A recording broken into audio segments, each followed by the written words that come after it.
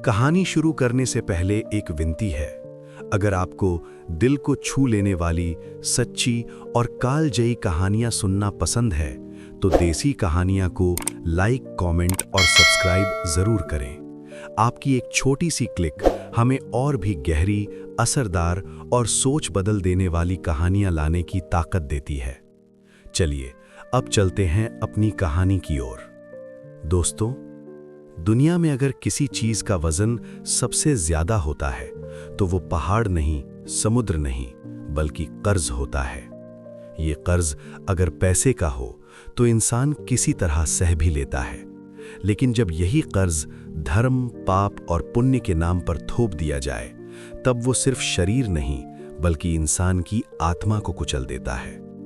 आज हम आपको मुंशी प्रेमचंद जी की ऐसी ही अमर और कड़वी सच्चाई सुनाने जा रहे हैं। ये कहानी नहीं, एक जिंदा समाज का आईना है।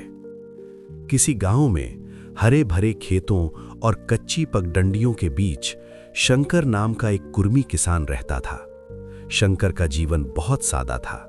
जैसा उसका नाम वैसा ही उसका स्वभाव, सीधा साधा, भोला भाला और दुनियादारी से बिल्कुल अनजान। उसे छल कपट, हिसाब किताब और चालाकी की भाषा समझ में ही नहीं आती थी। वो अपने खेत जोतता, मजदूरी करता और जो मिला उसी में संतोष कर लेता। शंकर का जीवन नियम बहुत साधारण था। अगर रोटी मिली तो खा ली, नहीं मिली तो भुने चने, और अगर चने भी न मिले तो एक लोटा ठंडा पानी पी लिया और भगवान का नाम लेकर सो गया। न उसे भविष्य की चिंता थी, न बीते हुए कल का पछतावा। वो संतोष की चलती फिरती मूर्ति था, लेकिन इस संतोष के साथ उसके भीतर धर्म का डर भी था। एक ऐसा डर जो आगे चलकर उसकी सबसे बड़ी कमजोरी बन गया। भारतीय संस्कृति में अतिथि को देवता माना जाता है। शंकर इस बात को दिल से मानता था। वो खुद भूखा रह सकता था, लेकिन अतिथि को भूखा नहीं देख सकता था, खासकर अगर वो साधु या महात्मा हो। उसे लगता था कि साधु की सेवा न करना भगवान का अपमान है। एक दिन की बात है, सूरज ढल रहा था, गोधुली बेला थी। गांव के बाहर से एक साधु शंकर के द्वार पर आकर रुका। पीतांबर पहने, गले में जटा, सिर पर तेज, हाथ में कमंडल और पैरों में खड़ाऊं। साधु का पूरा वेश देखकर शंकर श्रद्धा से भर गया। उसने चरण स्पर्श किया और स्वयं को धन्य समझा।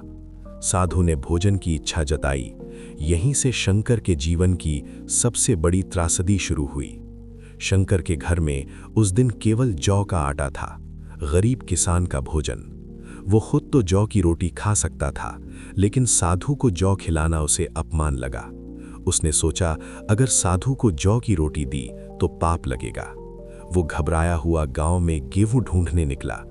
एक एक घर गया, लेकिन हर जगह वही हाल था। सब शंकर जैसे गरीब, किसी के पास गेहूं नहीं था। निराश होकर वो लौटने ही वाला था कि उसे गांव के पुरोहित विप्र महाराज याद आ गए। वे थोड़े संपन्न थे। शंकर ने विप्र महाराज से 1.25 सेर गेहूं उधार लिया, बस 1.25 सेर।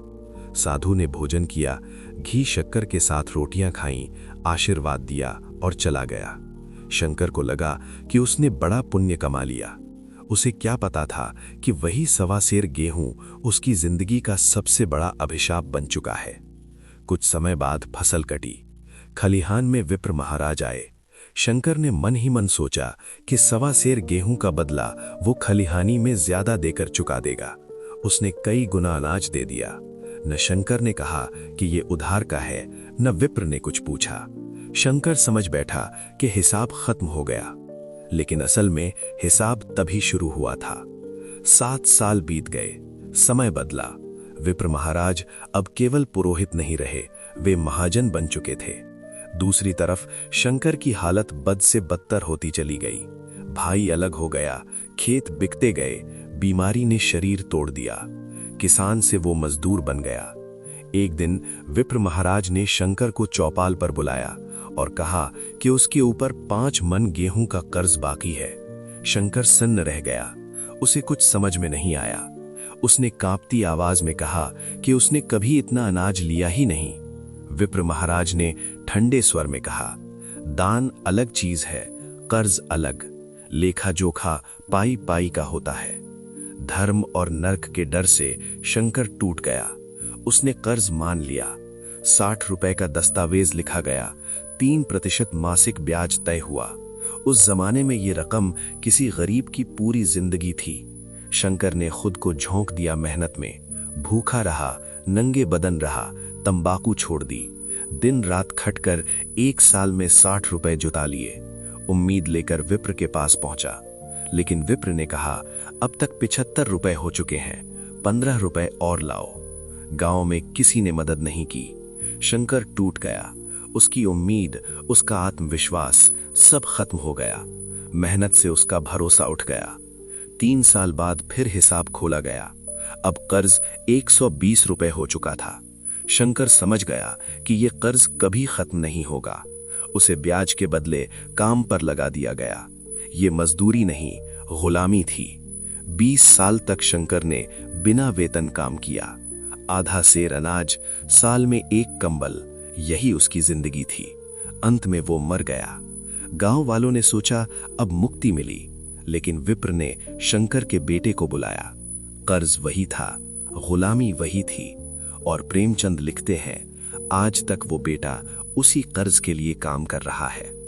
पाठकों, इसे कल्पना मत समझिए, ये समाज की सच्चाई है। 1.25 सेर गेहूं सिर्फ बहाना था। असल मकसद था इंसान को गुलाम बनाना।